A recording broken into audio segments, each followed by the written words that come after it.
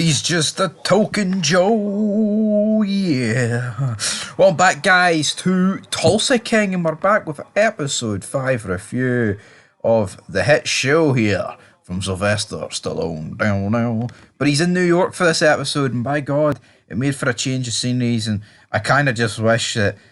I mean, it is called Tulsa King, so at the end of the day, I don't see how he's ever not going to go back to Tulsa, or how this show's not going to like just stay in Tulsa for the main part. But if they continue this vibe of, he's back in Tulsa, but he can go back to New York when he wants to, so I would definitely like it. But we've got his brother Joe's wake, and he spots his daughter, and his daughter's very salty towards him because you didn't you didn't want me to visit you. Her husband, though, to me, is an absolute jobber. It's cool seeing Dwight like reenact or, reunite, damn it, with some of his family members. It really is. But it's like a one-man show, isn't it?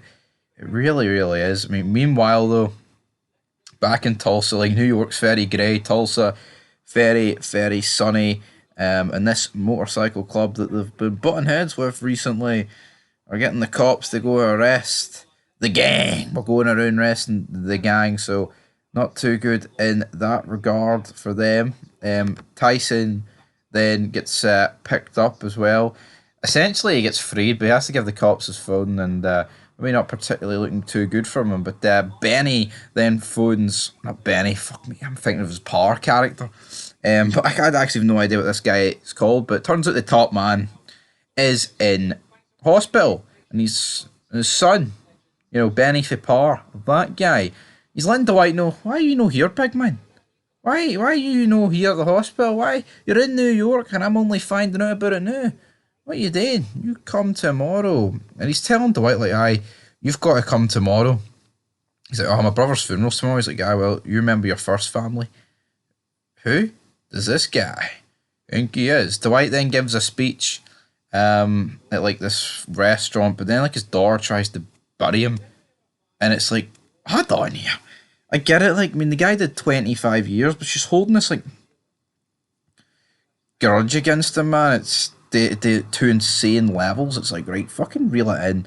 Then the ex-mafia guy, he's running about on his horse, and one of the barn helps turn around and say to him, yeah, they have fun at that rodeo festival the other night. You need to reel it in. And she's like, my old man's sergeant at arms. You need to drop it, big man. And then he goes Googling later on. He's like, oh shit, maybe I should drop this. But a wee bit pathetic and embarrassing for his point of view. And then we do eventually get the weed shop owner. He gets kidnapped. He gets taken to the MC. It looks like he's going to relay a message back to Dwight. And as he gets dropped off by the police, the bar owner kind of like buries the police, like, this is historic land. You don't have shit. Your jurisdiction don't mean dick. You two fat cottage cheese eating bastards. Fucking yeehaw. Then we get, the sad scene of Dwight. He's reading out like a wee monologue about his brother. He does it over like a voice, the voice machine, which I thought was quite sad, to say the least. But then he goes to the hospital, to which he's immediately getting into a hostile situation with the crew, and then Nico, steps up here and prevents like a wee bit of a brawl happening between all these members. I mean, some of them trying to get to Dwight, mainly the guy Dwight punched.